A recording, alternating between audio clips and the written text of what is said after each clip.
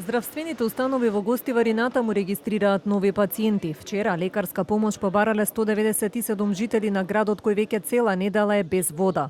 Од Министерството за здравство сепак нагласуваат дека бројките се намалуваат и нема нови хоспитализации. Состојбата со епидемијата внимателно ја следи и Комисијата за заштита од заразни болести, од каде велат дека не се исклучува можноста за појава и на жолтица. Точно е дека ние како комисија алармиравме на време да не се опушти здравствениот систем, дека можно е покрај овие цревни причинители да имаме појава и на хепатит А, но и на хепатит Е, зашто нормално благовремено е известено Министерството и сите здравствени власти во државата.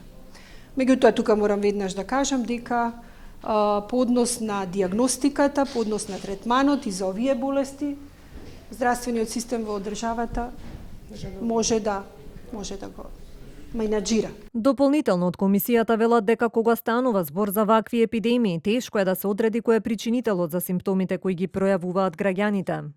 Златен стандард по однос на бактериите е копрокултурата. Како што сте известени од министерот, нормално и од другите релевантни институции, вие знаете дека копрокултурите сега кај сите пациенти се негативни. Што значи тоа? Да, имаме присуство и на бактерии, имаме присуство и на вируси, но кој е виновникот?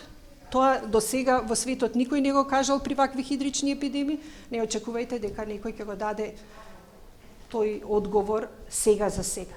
Лекарите апелираат да се почитуваат мерките и препораките од здравствените власти и да се користи флаширана вода. Епидемијата во Гостивар беше прогласена во неделата, откако водата од градскиот водовод беше утврдено дека е загадена и небезбедна за секаква употреба. Според податоците од Министерството за здравство, досега 3865 жители на градот побарале лекарска помош.